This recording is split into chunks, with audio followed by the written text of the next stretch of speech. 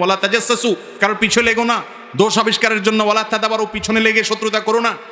নবী করিম সাল্লাল্লাহু আলাইহি ওয়াসাল্লাম নিষেধ করেছেন। ভাইরা আমার, আমাদের অনেক ভাই বোন আছেন নামাজ কালাম পড়ে, অনেক মহিলা আছেন পর্দা পশিদা করে, কোরআন তেলাওয়াত করে, কিন্তু মাশাআল্লাহ ছেলের বউর পিছনে একটু খোঁচা দিয়া ছেলের কানটা বাড়ি না করলে ভাত হজম হয় না।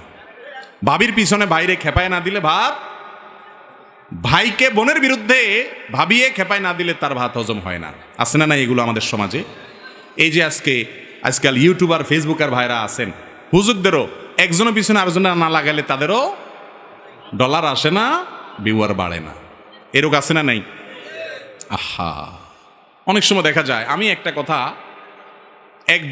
একটা কথা সাধারণভাবে বলছি, আমার মাথায় কারো নিয়তি নাই, হলফ করে বলতে পারি, কিন্তু থাম্বনেলে ইউটিউবে লাগাই দিছে অমুকের বিরুদ্ধে অমুক একই বললেন। আছে না নাই? এগুলো হলো আলেমের বিরুদ্ধে আলেমরে লাগাই দেওয়া, আলেমের বিরুদ্ধে আলেমরে খেপাই দেওয়া। এই জন্য যে সমস্ত ইউটিউবার ভাইরা সামান্য পয়সা কামাই করার জন্য, ভিউয়ার কামানোর জন্য এগুলা করেন, তারা হারাম করতেছেন ভাইরে।